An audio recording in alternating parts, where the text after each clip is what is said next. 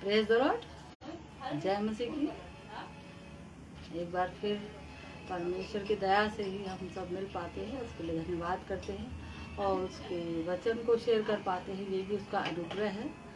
बिना उसके हम कुछ भी नहीं है, वो सब कुछ है और वही मौका देता है, क्योंकि मनुष्य अपने से कुछ भी नहीं कर पाता है, सिर्फ परमेश्वर की दया होती है। ये उसकी दया है कि जो आज उसकी बातों को शेयर कर पाते, जो कुछ वो हमें देता है वो हम आप लोगों से सबसे शेयर करते हैं। और परमेश्वर के कलाम के द्वारा हम यही प्रार्थना करते हैं परमेश्वर से कि परमेश्वर का कलाम आशीष पाना जाए।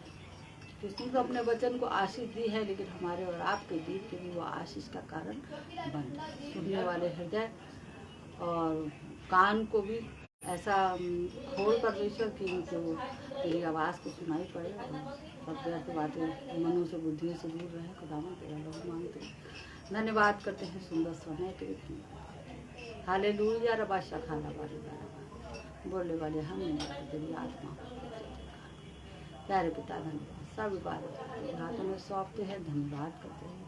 एक एक भाई बहनों को सबको तेरे हाथों में धन्यवाद। पवित्र आत्मा आपकी अगुवाई, धन्यवाद पिता जो कुछ देते हैं आपसे आशीष चाहते हैं। धन्यवाद करते हैं बिल्कुल बड़ी बरकत और आशीष।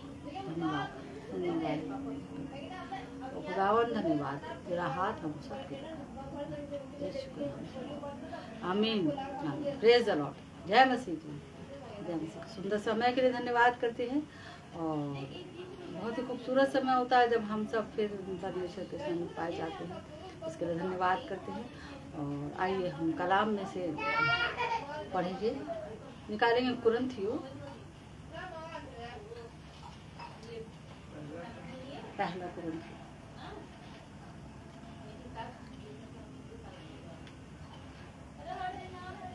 पहला कुरिन्थियों 6 बाप उसकी 2 आयत से पढ़ेंगे।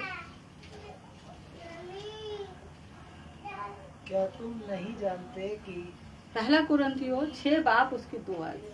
क्या तुम नहीं जानते कि पवित्र लोग जगत का न्याय करेंगे?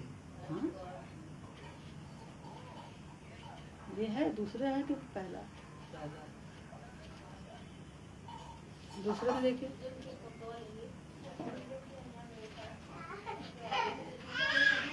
अपनी प्रसन्नता के समय,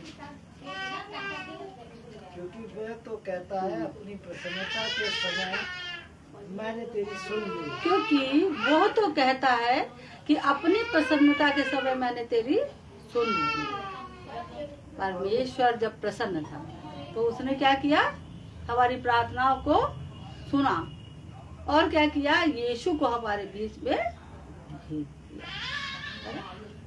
अगर सच में प्रभु यीशु, आज मैं प्रार्थना कर रही थी शाम को और परमेश्वर इस बात को कह रहा था कि ये आशीषों का साल है, बहुत ब्लेसिंग परमेश्वर देने जा रहा है सबको। जो लोग परमेश्वर के साथ चलेंगे पर बहुत बरकतें पाएंगे आशीष। क्योंकि आपने देखा होगा कि ये साल जब शुरू हुआ तो बड़ी तकलीफें थी, खत्म हो रहा है तो बेस्ट होता जा रहा है और इससे भी बेस्ट आने वाला साल है, बहुत ही अच्छा है।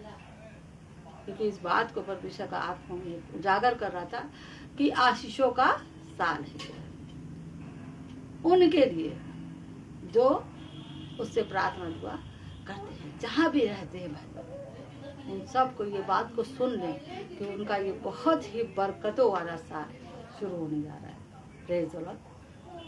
तो क्या कह रहा है? क्योंकि वो तो कहता है कि अपनी प्रसन्नता के समय मैंने तेरी सुन ली, अपनी प्रसन्नता के समय मैंने तेरी सुन ली।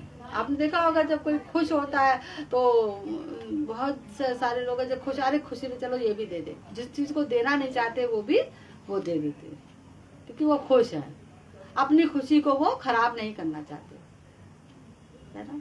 लेकिन परमेश्वर हमारा ऐसा परमेश्वर नहीं है, वो मनुष्य नहीं है, वो परमेश्वर है। वो मनुष्य से प्यार करता है, हमसे और आपसे प्यार करता है, जिसको उसने अपने हाथों से बनाया है। बहुत ही भला परमेश्वर है और वो सारी योजनाएं जितनी भी करता है हमारे और आपके लिए सिर्फ भलाई के लिए ही करता है। मनुष्य के लिए एक पल के लिए थोड़ा सा लगता है कि अरे ये तो तकलीफ, वो चीजें, लेकिन वो भी हमारी भलाइयों के लिए होता है, वो भी हमारी भलाई के लिए होता है। तो ये सब बातें परमेश्वर के लोगों के लिए मिलकर भलाई को उत्पन्न करती है ना। तो आइए हम निकालेंगे रूत का, निकालेंगे। रूत है, उसका फर्स्ट आयत, उसकी फर्स्ट बाप, उसकी 6 आयत से पढ़ेंगे। और ये जो है ये नाओमी के जीवन के ऊपर है, क्योंकि अभी हम लोग पढ़ेंगे वचन में से, उसी में से फिर शेयर करेंगे। बताइए बेटा। तब वह मोआब के देश में ये सुनकर कि यहोवा ने अपनी प्रजा के लोगों की सुधि ली। हाँ, तब वह मोआब के देश में से यह सुनकर, वो रहती थी मोआब में, और उसने वहां सुना कि परमेश्वर ने अपने लोगों की सुधि ली है। परमेश्वर ने अपने लोगों की सुधि ली है, क्योंकि वहां पे उस समय तकलीफ होगी। तो ये लोग भाग के कहाँ चले आए, ये और इनके हस्बैंड कहाँ चले आए, और इनके 2 बच्चे थे, ये चले आए मोआब में कि यहाँ मुझे रोटी मिलेगी, यहाँ मैं अच्छे से रहूंगा। लेकिन यहाँ पे तो मोआबी लोग रहते थे, मोआबी लोग, ये सब मूर्ति पूजक थे, तो ये यहाँ पे रहते थे। और यहीं पे नाओमी के पति ने क्या किया कि वहां पे जब ये आए तो इनके दोनों बच्चों ने भी वो मूर्ति पूजक लड़कियों से शादी कर ली, वहां पे शादी कर ली। और जब शादी किया तो उसके बाद क्या हुआ कि उनके जो हस्बैंड थे नाओमी के, वो भी खत्म हो गए, मर गए। और बाद में ये दोनों बच्चे लड़के भी मर गए। इन्होंने अपने परमेश्वर के स्थान को छोड़ा था। बहुत से ऐसे लोग हैं जो परमेश्वर की जगह से भटक जाते हैं, वचन भी सुनते हैं, वचन भी सुनते हैं, लेकिन उस पे कान नहीं लगाते, कान नहीं लगाते, और वो उन बातों में मन लगाना चाहते हैं जो बातें उनको अच्छी लगती हैं, जो बातें उनको अच्छी लगती हैं उसी में। और वो क्या करते हैं, वो दोनों बच्चों ने क्या किया, उस दोनों बेटों ने मूर्ति पूजक लड़कियों से शादी की, शादी कर ली। और यहाँ पे नाओमी का पूरा परिवार खत्म हो गया, कोई भी नहीं रहा, सिर्फ उसकी 2 बहुएं जिससे शादी करी थी वो रह गई थी। और प्रॉब्लम्स उसके साथ थी, तकलीफें थी, वहां पे खाने को भी नहीं था, वहां पे खाने को भी नहीं था। तब इन्होंने वो हाल सुना कि परमेश्वर ने वहां पे अपने लोगों की सुधि दी है बैतलहम में। तो इसने कहा कि मैं फिर से वहीं जाऊंगी, क्योंकि परमेश्वर ने सुधि दी है और वहां पे अन्न बहुत उग रहा है, वहां पे बड़ी आशीषें आ रही है, बरकतें आ रही है। बहुत से लोग वहां पे होंगे लेकिन उस स्थान को नहीं छोड़ा होगा। बहुत से लोग जरा सी प्रॉब्लम देखते हैं भागते हैं तुरंत, है ना। बहुत से मसीह भाई बहन आ जाएंगे, मसीह में बपतिस्मा ले लेंगे, लेकिन उनको पूरी आशीष नहीं लेना चाहते। जरा सा हुआ, अरे भैया अब तो कर ही नहीं पा रहे, है ना, भागते हैं। लेकिन वो ये नहीं जानते कि मोआब के पास भागने से तुम्हारा सिर्फ नुकसान है, भलाई तुम्हारी कभी भी नहीं हो सकती, कभी भी नहीं हो सकती। क्योंकि परमेश्वर का वचन कह रहा है कि लौट आने में और शांत रहने में तुम्हारी भलाई है। लौट आओ, परमेश्वर के समीप आ जाओ तो बहुत आशीषें मिलेंगी। अगर परमेश्वर के समीप नहीं आओगे, वहां से भागोगे, तो बाइबल में लिखा है कि अब कुल्हाड़ा पेड़ की जड़ पे रखा हुआ है। यूहन्ना में लिखा है कि अब कुल्हाड़ा पेड़ की जड़ पे रखा हुआ है। ये बात मती में है, और यूहन्ना इस बात को कह रहे हैं कि अब कुल्हाड़ा पेड़ की जड़ पे रखा हुआ है, और जो जो पेड़ अच्छा फल नहीं लाता वो काटा और आग में डाला जाता है। जो जो पेड़ अच्छा फल नहीं लाता, तो इसलिए लौट आने में, शांत रहने में तुम्हारी भलाई है। तो यहाँ पे क्या था, नाओमी बहुत देर से आई, वो खुदा को प्यार करती थी, वो अच्छी स्त्री थी, इसीलिए वो हर बात में यहोवा परमेश्वर करती थी, क्योंकि उसने अपने खुदा को नहीं छोड़ा था। लेकिन जानते हैं बहुत से पति लोग होते हैं वो अपनी चलाते हैं, वो ही लेके गए होंगे उनको वहां पे, है ना। और पत्नी थी वो तो चल दी, जो पति कहेंगे वो उसकी सुनी, और बच्चे भी साथ साथ चले गए। और ये जाके वहां पे शादी भी इनके बच्चों ने कर ली। और वहां पे फिर से क्या हो गया, जिस चीज को लेकर भागे थे वही तकलीफें वहां पे भी उनका पीछा नहीं छोड़ा, वहां पे भी वो भूखों मरने लगे, वहां पे भी अन्न की घटी, वहां पे भी तकलीफें हुई। तब ये परमेश्वर की इनको याद आई कि मेरे परमेश्वर क्या बड़ी आशीषों का साथ चल रहा है, और यहाँ पे क्या है कि परमेश्वर बहुत बरकतें दे रहा है। परमेश्वर ने सुधि ली है अपने लोगों की कि देखे मेरे लोग कहाँ है, तकलीफ में है, परेशान। तो ये भी वहां पे लौटी। और इन्होंने क्या किया कि जब ये लौटी, पढ़िए बेटा। मोआब के देश में ये सुनकर कि यहोवा ने अपनी प्रजा के लोगों की सुधि ली, हाँ, के उन्हें भोजन वस्तु दी है। क्योंकि यहोवा ने अपने लोगों की सुधि ली है और उन्हें भोजन वस्तु दी है। ये बात उसके कान में आई तो वो तुरंत वो भी वहां पे लौटी कि अब मैं वहीं जाऊंगी। और उस देश से अपनी दोनों बहुओं समेत लौट जाने को चली। वो देश से अपनी दोनों बहुओं समेत लौट जाने को चली। और यहाँ पे क्या था, इनकी दो बहुएं थी और दोनों बहुओं का नाम था, एक का नाम रूथ था और दूसरी का नाम ओप्रा था। और ये जो थी ओप्रा जो थी, और दोनों से इन्होंने कहा नाओमी ने कि तुम बेटी मेरे साथ क्या करोगी, जाके अपने देश में लौट जाओ जहाँ तुम रहो, और जिस मतलब कि मेरे साथ क्या करोगी जाके, तुम बहुत परेशानी, ऐसा मेरा पास दूसरा बच्चा मैं कहाँ से रहूंगी जिनकी तुम्हारे साथ। आगे पढ़ेंगे आपको सब पता चलेगा कि मैं कब तक तुम ठहरी रहोगी। मैं तो इतनी बूढ़ी हो गई हूँ कि मैं दूसरा बालक को नहीं जन्म दे सकती हूँ। ऐसे ऐसे करके नाओमी कहने लगी। तो एक तो थी ओप्रा, वो चली गई अपने देवता के पास, चली गई मूर्ति पूजकों को देश में लौट गई। और ये जो रूथ थी, रूथ जो ये नहीं मानी, बोले नहीं मैं तेरे ही साथ चलूंगी, तेरा परमेश्वर मेरा परमेश्वर है, तेरे लोग मेरे लोग है, तू मरेगी तो मैं भी मरूंगी, तू जहाँ रहेगी वहां मैं भी रहूंगी, मैं तेरे पीछे पीछे चलूंगी। मृत्यु मुझे तुझसे अलग कर दे तो कर दे, लेकिन मैं तो कभी भी अलग नहीं होंगी। कितना बड़ा उसने प्रण किया, सोचिए, अपने माता पिता के घराने को छोड़ के ये चल गई। और जब ये गई है तो आप पढ़ेंगे आगे में कि इन्हीं के वंश से दाऊद के पिता यिशै ने जन्म लिया। कितनी बड़ी आशीष। आज उनका नाम है बाइबल में, रूथ का ही नाम दिया गया है। अगर परमेश्वर के रास्ते पे चलते हैं। और ये जो थी नाओमी, ये यिशै की दादी कहलाई, उसने अपने गोद में उसको खिलाया, समझिए, क्योंकि ये अपने खुदा बने यीशु मसीह से बहुत ही प्यार करते थे। तो ये लौट आई वहां पे, इसीलिए परमेश्वर कह रहा है लौट आने में, शांत रहने में तुम्हारी भलाई है, भलाई है ना। अगर आप परमेश्वर के पास है, परमेश्वर के पास आ गए हैं और जो है वो बने रहे, उनको बहुत बरकतें आशीषें मिलेंगी। और जो लोग परमेश्वर से दूर चले गए हैं, कोई दिक्कत कोई प्रॉब्लम की वजह से, वो फिर से लौट आए, इससे बेहतर स्थान कोई भी नहीं मिलेगा। परमेश्वर से ज्यादा बेहतर स्थान उनके लिए कोई भी नहीं है। क्योंकि मोआब में, क्योंकि एक जगह लिखा है कि मोआब में मत जाना, क्योंकि वहां मैं सिंहों को भेजूंगा, है ना, शेर को बर्रे भेजता है फिर वो, है ना।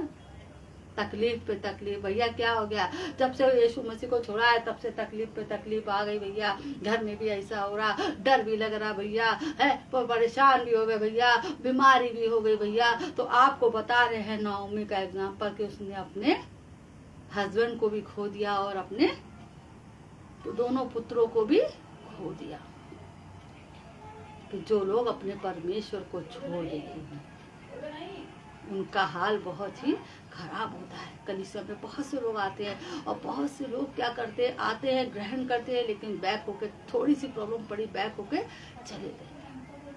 नहीं, बैक मत होइए, लौट के आ जाइए। और जो है, जो चल रहे हैं, परमेश्वर उनको बहुत बरकत देने जा रहा है, बहुत आशीषें देने जा रहा है।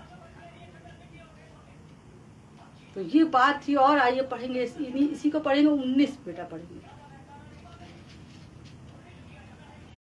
अतः वह दोनों चल निकली। हाँ, अतः वह दोनों चल निकली। रूथ क्या थी, रूथ ने जब नहीं माना और बोले हम अपने सास के साथ ही जाएंगे, तो वो दोनों अब क्या कर रही हैं, बैतलहम की ओर चल दी। और बैतलहम पहुंची। हाँ, बैतलहम पहुंची। उनके बैतलहम में पहुंचने पर सारे नगर में उनके कारण हलचल मच गई। बैतलहम में पहुंचते ही सारे नगर में हलचल मच गई। और पढ़िए। और स्त्रियां कहने लगी, क्या ये नाओमी है? स्त्रियां कहने लगी, क्या ये नाओमी है? बड़ी भरी पूरी थी ये तो, है ना? कितनी अच्छी थी जब ये रहती थी यहाँ पे, परिवार था पूरा। तो सब वो लोग कह रहे, क्या ये नाओमी है जो आई है लौट के? और उसने उनसे कहा, मुझे नाओमी ना कहे। उसने उनसे कहा कि मुझे नाओमी ना कहे, और मुझे मारा कहो। मुझे मारा कहो। और क्योंकि सर्वशक्तिमान ने मुझको बड़ा दुख दिया। क्योंकि देखिए यहाँ पे क्लियर हो गया कि वो क्या कह रही है कि सर्वशक्तिमान ने मुझे बड़ा दुख दिया है, इसीलिए उसका पति, उसके बच्चे उससे दूर। और पढ़ो बेटा। मैं भरी पूरी चली गई। मैं भरी पूरी चली गई, परंतु यहोवा ने मुझे छूछी करके लौटाया। हाँ, परंतु यहोवा ने मुझे छूछी करके लौटा दिया। खाली हो गई हूँ, कुछ भी नहीं है। ऐसा ना हो भाइयों बहनों कि आप खाली हो जाएं, ऐसा ना हो भाइयों बहनों कि आपके जीवन में परेशानियां बढ़ जाएं। इसलिए प्रभु यीशु मसीह के चरणों में आ जाइए, तो आप और आपका घराना बच जाएगा, बच जाएगा। क्योंकि ये साल बहुत ही आशीषों का है। परमेश्वर लौटाए हुए को फिर से ला रहा है। इसके लिए हम धन्यवाद करते हैं परमेश्वर का, क्योंकि पिछले साल जो भी प्रॉब्लम से थी अब वो नहीं रहेंगी, अब वो नहीं रहेंगी। और यहाँ पे क्या हुआ कि परमेश्वर ने उनको बहुत ही ब्लेसिंग दी। जब वो लौट के अपने देश आ गई तो यहाँ पे परमेश्वर, पढ़िए बेटा। इसलिए जबकि यहोवा ही ने मेरे विरुद्ध साक्षी दी, हाँ। और सर्वशक्तिमान ने मुझे दुख दिया है, फिर तुम मुझे क्यों नाओमी कहती हो? इसलिए कि जब सर्वशक्तिमान ने, यहोवा ही ने मुझे दुख दिया है, तो फिर तुम मुझे क्यों नाओमी कहती हो? इतनी दुखी थी वो, लेकिन परमेश्वर ने इनके, आप पूरा पढ़ेंगे आपको समझ में आएगा। जरूर पढ़िएगा ये चैप्टर, क्योंकि बहुत ही अच्छा है ये रूत का चैप्टर जो है। और बाद में क्या हुआ, इनके जीवन में इतनी खुशियाँ आई कि यिशै जो थे दाऊद के पापा, वो इन्हीं रूत से पैदा हुए, और बाद में इन्होंने उसको अपनी गोद में खिलाया। आज जो बाइबल में जिक्र है, जो लोग खुदा के रास्ते पे फिर से लौट आते हैं, जो लोग खुदा की राह पे चलते हैं, उनको बरकतें मिलती हैं। और जो चले जाते हैं वो बहुत ही अभागे लोग हैं, क्योंकि वो ये नहीं जानते कि उनके जीवन में कौन सी ऐसा स्टेप है, कौन सी ऐसी तकलीफ आगे आके खड़ी हुई है। उनको ये मालूम नहीं है, क्योंकि शैतान उनकी आंखें को बंद कर देता है। अपनी आंखें खोलिए और परमेश्वर की ओर बढ़िए, क्योंकि परमेश्वर के समीप रहना यही भला है। परमेश्वर जो है, वो शैतान जो है, परमेश्वर वो परमेश्वर से बड़ा नहीं है। इसलिए आपको परमेश्वर के हाथ में रहना यही बेस्ट है, उसके हाथों में रहना बहुत ही अच्छा है। आप और आपका घराना बच जाएगा, बचाया जाएगा, आशीष पाएगा। परमेश्वर ने हमें बचाया, हमारे बच्चों को बचाया, परिवार को बचाया। जितने लोग उसके रास्ते पर चल रहे वो सब बचाए जाए, और जो उससे भटक जाते उससे अभागा कोई भी नहीं। इसलिए हे भटकने वाले लड़कों, लौट आओ, है ना, लौट आओ, परमेश्वर का वचन लिखा है। बहुत पिछले साल गड़बड़ी करी, तकलीफें करी, लेकिन अब नहीं। नए साल से नया कमिटमेंट करिए कि हमें परमेश्वर के साथ चलना है। हम कमिटमेंट करते हैं, हमने पिछले साल बहुत दुख उठाया, ये आपके ही हाथों में है, ये आपके हाथों में कि आप क्या चाहते हैं। यीशु मसीह कहता है कि मैंने दोनों चीज तुम्हारे आगे रख दी हैं, तुम चुन लो, आशीष की श्राप, क्या चुनोगे? चुन लो। परमेश्वर के पास लौट आएंगे, परमेश्वर के पास आप रहेंगे, वो आपके लिए ज्यादा आशीष का कारण है, आपके लिए ज्यादा बरकतें बारिश है। और संसार में अगर आप जाएंगे तो आपके लिए प्रॉब्लम्स रखी है। इसलिए परमेश्वर का कलाम जो भी सुनाया जा रहा है, ये अगर आप चाहते हैं कि मेरे जीवन में कोई तकलीफ ना आए, मैं आराम से अपने बाल बच्चों के साथ रहूं, मैं अपने जीवन में प्रभु की सेवा करती रहूं, तो आप अपने यीशु को अपने घर में ले जाइए, यीशु के साथ रहिए, क्योंकि यीशु के पास रहना ज्यादा ही सुरक्षा है। जितना अच्छा वो सुरक्षा करता है उतना अच्छा कोई भी नहीं कर सकता, क्योंकि परमेश्वर का कलाम कहता है कि सच्चा चरवाहा मैं हूँ, मैं अपने भेड़ों के लिए अपना प्राण देता हूँ, मैं देता हूँ, कोई नहीं देगा। आपके बुआ समझा रहे हैं, आपके फूफा समझा रहे हैं, आपके लोग समझा रहे हैं, लेकिन वो कोई भी आपको बचा नहीं सकते। जब प्रॉब्लम्स आएगी, प्रॉब्लम सिर्फ यीशु मसीह बचाता है। हमें बचाया, हमारे परिवार को बचाया, हमारे हस्बैंड को बचाया, हमें बचाया, हमारे बच्चों को बचाया, वो आपको भी बचाएगा। यही आनंद का सुसमाचार है कि प्रभु यीशु मसीह हमें और आपको बचाने के लिए आया और क्रूस पर मर गया और तीसरे दिन जी उठा, और वो फिर आने वाला है, वो फिर आने वाला है ले जाने के लिए।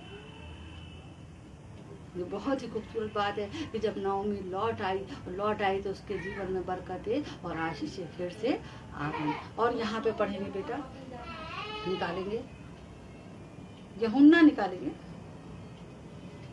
यूहन्ना 14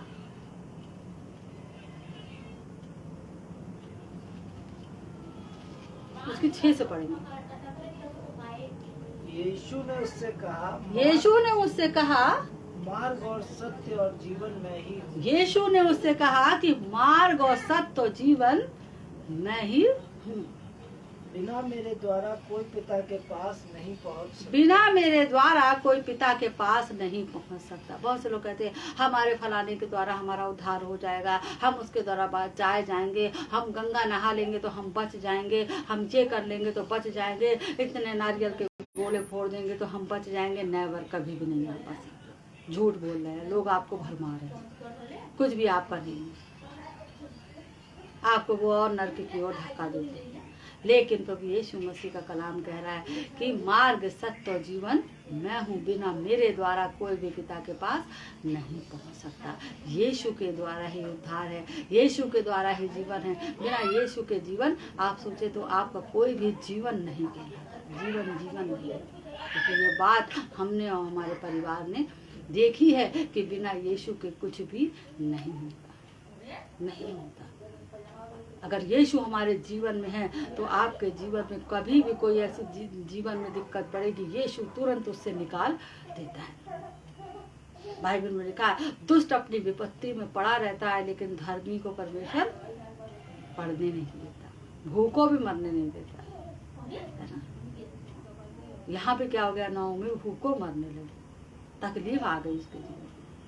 लेकिन जब उसने अपने परमेश्वर की गुहार लगाई, देखिए क्या कैसे अपने परमेश्वर के पास लौट आई, उसके जीवन में आशीष, बरकत, खाने की कमी भी नहीं रही। उसके जीवन में कितनी बरकतें आई ये वही जान सकती है, और आगे हम पढ़ेंगे बेटा इसका यूहन्ना 11 वापस की 25 शायद पढ़ेंगे, जल्दी पढ़ेंगे।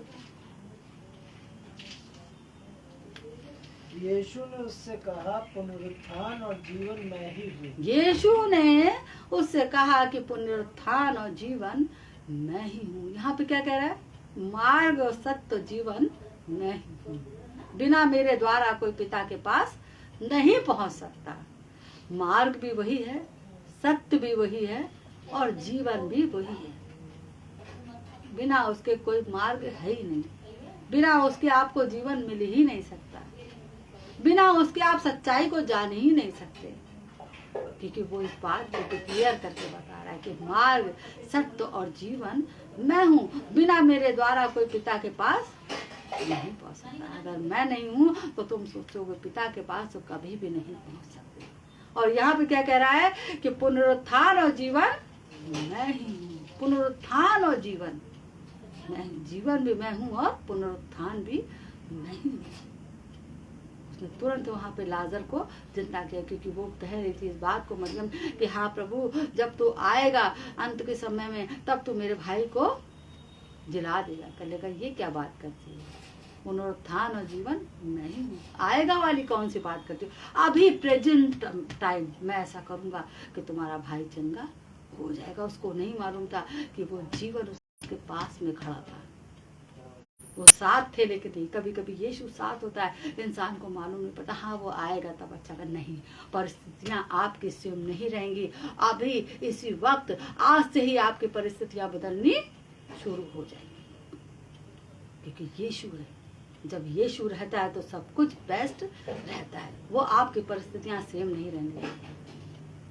किसी को किसी भी प्रकार की परेशानी है वो उससे दूर करने का, वो उससे उस परेशानियों से निकास करने का उसको मालूम है, क्योंकि उसी के हाथों में सारी चीजें।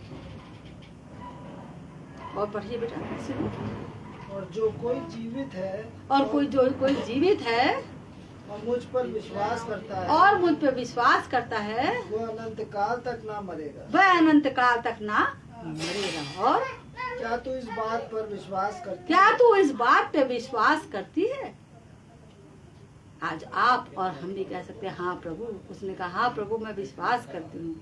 आप हम भी कह सकते हैं हाँ प्रभु हम विश्वास करते हैं कि आप मेरे साथ हैं। हम विश्वास करते हैं कि हमारी परिस्थितियाँ सेम नहीं रहेंगी। हम विश्वास करते हैं कि ये चीजें अच्छी हो जाएंगी क्योंकि तू है, प्रभु यीशु मसीह है तो सब कुछ बेस्ट कर सकता है। इसलिए यीशु को अपने हृदय में जगा दीजिए, यीशु को अपने पास रखिए, यीशु को कहीं ना जाने दिए, क्योंकि बाइबल का कलाम कह रहा है जब तक यहोवा मिल सकता है तब तक उसे खोजो, और जब वो मिल जाए तो उसे जाने मत दो।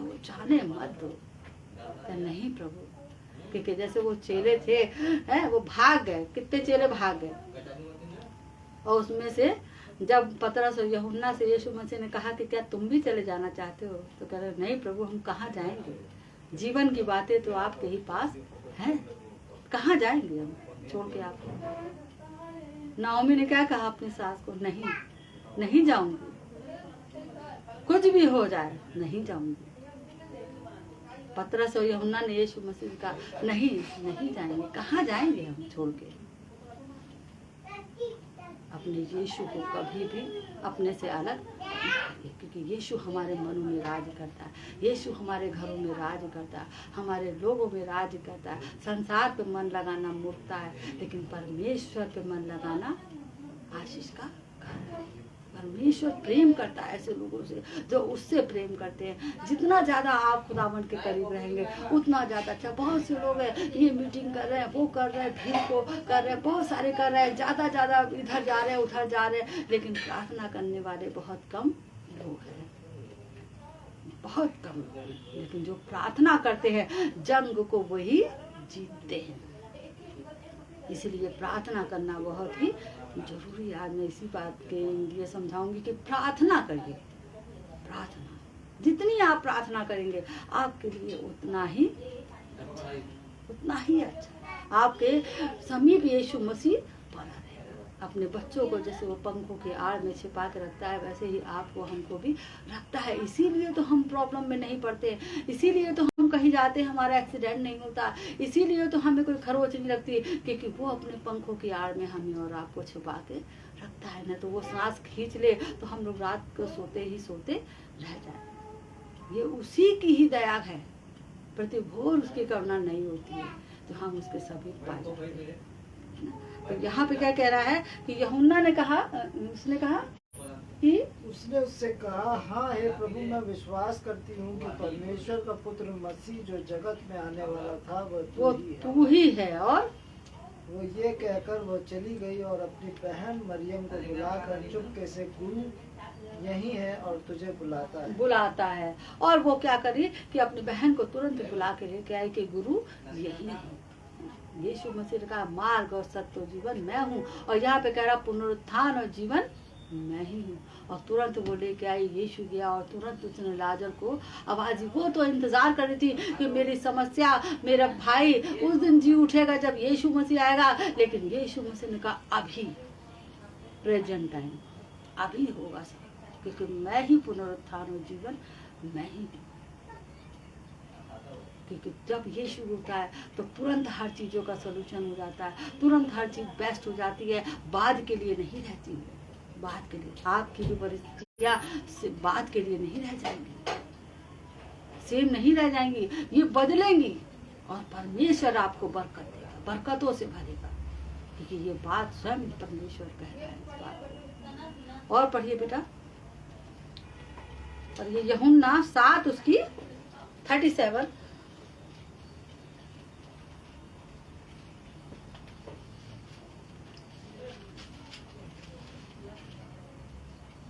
पर्व के अंतिम दिन जो मुख्य दिन है, यीशु खड़ा हुआ और पुकार कर कहा, यदि कोई प्यासा हो तो मेरे पास आए और पिए।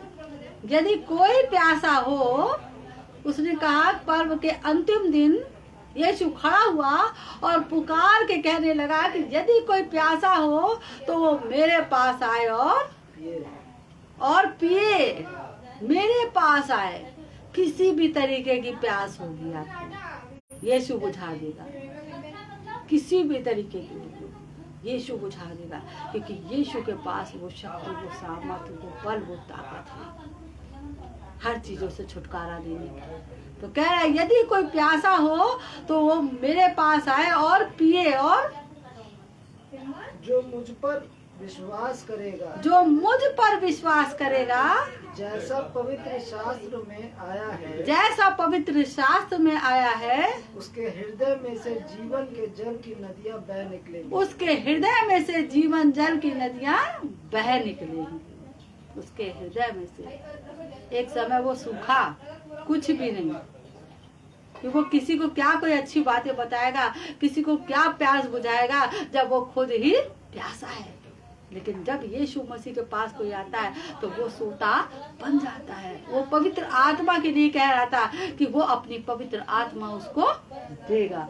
और यहाँ पे क्या कह रहा है, उसके हृदय में से जीवन के जल की नदियां बह निकलेंगी। वो दूसरों को भी जीवन के लिए बताने लगेगा, जीवन के बारे में बताने लगेगा। वो प्रार्थना करेगा, लोग चंगे होने लगेंगे। वो ऐसी बातें बता देगा कि लोग उठ के बैठ जाएंगे। मरे हुए इंसान क्या हो जाएंगे, जिंदा हो जाएंगे। ऐसा मनुष्य को बना देता है जो एक समय खुद मुर्दा था, लेकिन यीशु के पास आया और वो जिंदा हो गया। यीशु ने उसको क्या कर दिया, जीवन जल की नदियां, है ना, सूखे सोते को भी जीवन जल की नदियां बना देता है। जो यीशु है, क्योंकि वो उसके पास से जो नदी निकलती है, क्योंकि आपने यशायाह में पढ़ा होगा कि अहो सब प्यासे लोगों पानी के पास आओ, और जिसके पास रुपया ना हो वो भी आके मोल लेके जाओ, खाओ, दाख मधु दूध पियो, है ना। हम जब यीशु के पास आते हैं तब हमें सुकून मिलता है, हमें शांति मिलती है, क्योंकि बिना यीशु के कुछ भी अच्छा।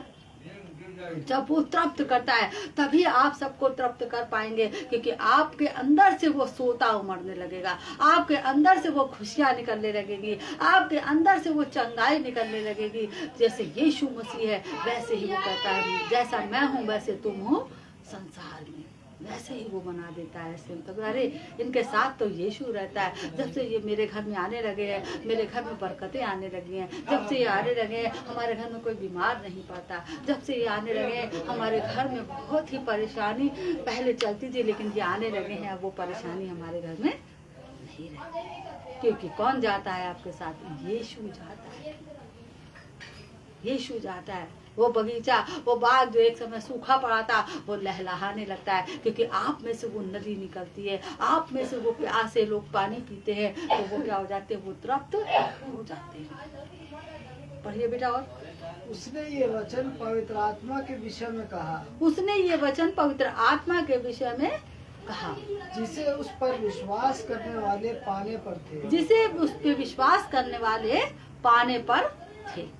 वो उनको पवित्र आत्मा देने की बात कर रहा था, क्योंकि उसने कहा था कि मैं जाऊंगा और आके पवित्र आत्मा दूंगा। मैं जब तक जाऊंगा नहीं तब तक वहां से पवित्र आत्मा नहीं आएगा। और ये यीशु मसीह लोगों को बता रहा था पवित्र आत्मा के बारे में, क्योंकि बाइबल में लिखा है कि जिनके पास पवित्र आत्मा नहीं है वो उसका जन नहीं है।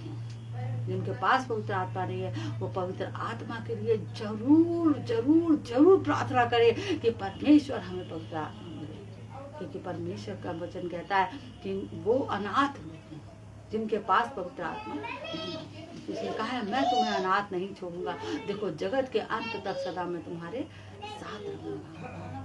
क्योंकि वो कभी अनाथ नहीं छोड़ता, वो हमेशा साथ रहता है। इसलिए जिसके पास पवित्र आत्मा है वो सबसे धनवान व्यक्ति है संसार में। जिनके पास बहुत सारा धन है, बहुत सारा रुपया है, लेकिन पवित्र आत्मा नहीं है, उससे बड़ा कंगाल, उससे बड़ा गरीब कोई भी नहीं है। ये भी परमेश्वर का वचन है। क्योंकि वो यही पवित्र आत्मा हमें सिखाता है कि हमें क्या करना है, हमें क्या करना। ये पिता की बातें हमें बताता है, ये यीशु मसीह की बातें हमें बताता है। वही आत्मा जो यीशु के पास था, वही आत्मा हमें भी प्रार्थना करने वाला आत्मा। कि आप अभी बहुत थोड़ी सी लोग प्रार्थना करते थक जाते हैं, लेकिन जब पवित्र आत्मा आता है तो वो घंटों घंटों बैठे रहते हैं, परमेश्वर से प्रार्थना करते रहते हैं। क्यों?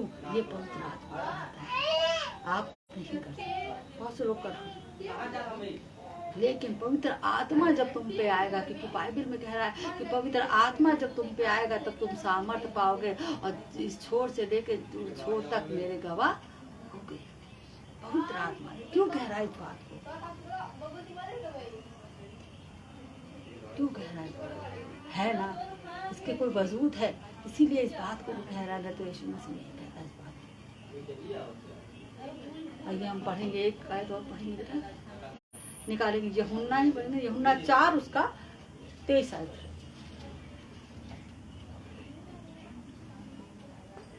परंतु वो समय आता है, वरन अब भी है। परंतु वो समय आता है, वरन अब भी है। अभी है वो समय, अभी है।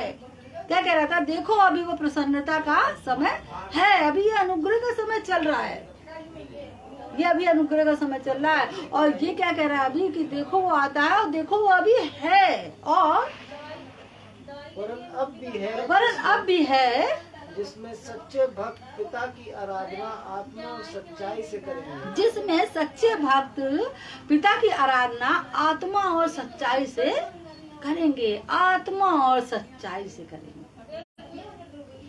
पवित्र आत्मा मिल जाता है तो मनुष्य भटकता नहीं है कि भैया हम उधर चले जाएं, फलाने बाबा के पास चले जाएं, और हम वो अंकल जी से सलाह ले लें और हम ये चीज कर लें, तो ऐसा कुछ भी नहीं होगा। वो सिर्फ परमेश्वर के पीछे चलेंगे। और क्या कह रहा है? क्योंकि पिता अपने लिए ऐसे ही आराधकों को ढूंढता है। क्योंकि पिता अपने लिए ऐसे ही आराधकों को ढूंढता है। कैसे आराधकों को ढूंढता है? आत्मा और सच्चाई से जो आराधना स्तुति करते हैं, ये उसे भाता है, बहुत अच्छा लगता है। और पढ़िए बेटा।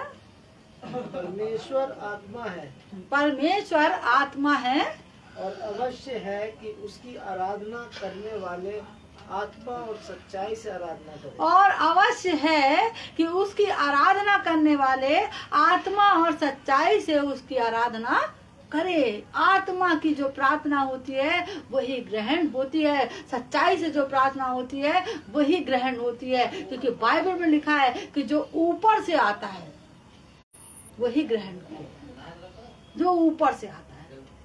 इसलिए जिन भाई बहनों ने पवित्र आत्मा नहीं पाया है, होली स्पिरिट नहीं पाया है, वो प्रार्थना करें, उपवास में रहें कि उनको पवित्र आत्मा का दान मिले। बहुत से लोग हमारे क्या है, वो सिर्फ बपतिस्मा ही तक रहे और बपतिस्मा ले लेके भाग गए। अभी थोड़ा ही था, अभी तो कुछ पाया ही नहीं। बपतिस्मा लिया ठीक है, अच्छा, बहुत भला है उनके लिए कि उन्होंने ले लिया, नहीं तो उसके पहले पता नहीं क्या क्या तकलीफें उनके जीवन में आती। लेकिन पवित्र आत्मा पाना बहुत ही जरूरी है। हम लोग ने समझाया भी कि पवित्र आत्मा के लिए ठहरिए, वे संगति में होता है, ऐसा होता है। लेकिन शायद इस कान से सुना और इस कान से निकाल दिया, और उनके जीवन में प्रॉब्लम है, लड़ नहीं पा रहे हैं। क्यों नहीं लड़ पा रहे हैं?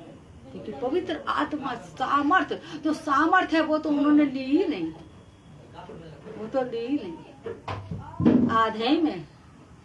हाँ, इसलिए परमेश्वर की आवाज की ओर कान लगाइए और लौट आइए। और जिन लोगों ने पा लिया है उनके लिए बहुत ही अच्छा है कि वो परमेश्वर के आत्मा के अनुसार चले। क्योंकि बाइबल इस बात को कह रही है कि आत्मा और सच्चाई से आराधना, हाँ, आत्मा और सच्चाई से जो आराधना करते हैं, पिता ऐसे आराधकों को ढूंढता है, ऐसों को ढूंढता है जो आत्मा और सच्चाई से उसकी आराधना स्तुति करते हैं। बताइए, पिता को ये चीज अच्छी लगती है कि जो आत्मा सच्चाई से करते हैं, ये चीज अच्छी लगती है। परमेश्वर विराजमान हो जाता है कि ये बच्चे मुझे पुकार रहे हैं। पढ़िए बेटे इसको थोड़ा सा।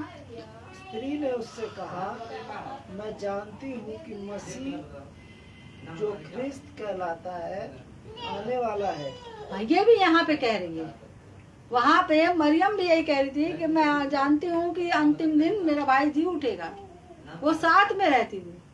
तो ये वो लोग कह रहे हो। और यहाँ पे भी वो स्त्री कह रही है, और क्या कह रही है कि स्त्री ने कहा कि मैं जानती हूँ कि क्या कह रही है, क्रिस्त कहलाता है आने वाला है, जो क्रिस्त कहलाता है आने वाला है। और जबकि यीशु मसीह सामने खड़ा था, लेकिन उसकी आंखें उसको देख नहीं पा रही थी, क्योंकि आत्मिक आंखें तो खुली ही नहीं थी। बहुत से लोगों की आत्मिक आंखें खुली नहीं होती। उनको यीशु मसीह रहता है, यीशु मसीह समझाता है, लेकिन उनको समझ में नहीं आता। और वो भी यही कह रही थी, क्योंकि वो संसार से निकल के आ रही थी, और वो तुरंत यीशु मसीह उसके सामने आके खड़ा हो गया। वो बातचीत करने लगा। वो सोच रही होगी ऐसे ही कोई मनुष्य है मुझसे बातचीत कर रहा है, लेकिन यहाँ पे तो वो परमेश्वर स्वयं उसके सम्मुख आके खड़ा हो गया था, और वो बात कर रहा था। पढ़िए बेटा। जब वो आएगा तो हमें सब बातें बताएगा। जब वो आएगा तो हमें सब बातें बताएगा। और यीशु ने उससे कहा, मैं जो तुझसे बोल रहा हूँ वही हूँ। यीशु ने उससे कहा कि मैं जो तुझसे बोल रहा हूँ वही हूँ, जिसकी तू कह रही है कि आएगा। मैं अब आ गया हूँ, वही हूँ। आज प्रभु यीशु मसीह हमसे और आपसे बातचीत कर रहा है, हमसे और आपसे बातचीत कर रहा है, और कह रहा है मार्ग सत्य तो जीवन मैं हूँ, जीवन का पानी मैं ही हूँ, पुनरुत्थान और जीवन मैं ही हूँ। बिना मेरे द्वारा कोई पिता के पास नहीं पहुंच सकता। धन्यवाद करते हैं कि वो हमारे साथ है। इससे बड़ी आशीष और इससे बड़ी बरकत हमारे लिए कुछ भी नहीं है कि हमारा यीशु हमारे साथ है। और क्या आशीष पाएंगे, जिसका लोग सालों से इंतजार कर रहे थे, बीमारी में पड़े थे, छोले के मारे पड़े थे, अंधे थे, लंगड़े थे, इंतजार कर रहे थे सालों साल कि मसीह आएगा, मसीह आएगा, मसीह आएगा, मसीह आएगा, वेट कर रहे थे। और यीशु मसीह आ गया। आज वही यीशु हमारे और आपके साथ, वही यीशु है जो हमसे और आपसे बातचीत कर रहा है। क्योंकि बाइबल में लिखा है कि वचन दे धारण किया और हमारे बीच में डेरा किया। तो ये बात यीशु कर रहा है। आदि में वचन था और वचन परमेश्वर के साथ था, और वही परमेश्वर था। सब कुछ उसी के द्वारा उत्पन्न हुआ है ना। परमेश्वर के लोगों को कभी भी डरना और घबराना नहीं चाहिए, क्योंकि वो उनके साथ है। वो अपने बच्चों को जय के उत्सव में लेके चलता है। बस एक काम करिए, कर सकते हैं तो आइए पढ़ेंगे, आइए पढ़ेंगे। हम मरकुस पढ़ेंगे, एक चैप्टर और पढ़ेंगे बस। मरकुस 14 उसकी 32 आयत पढ़ेंगे।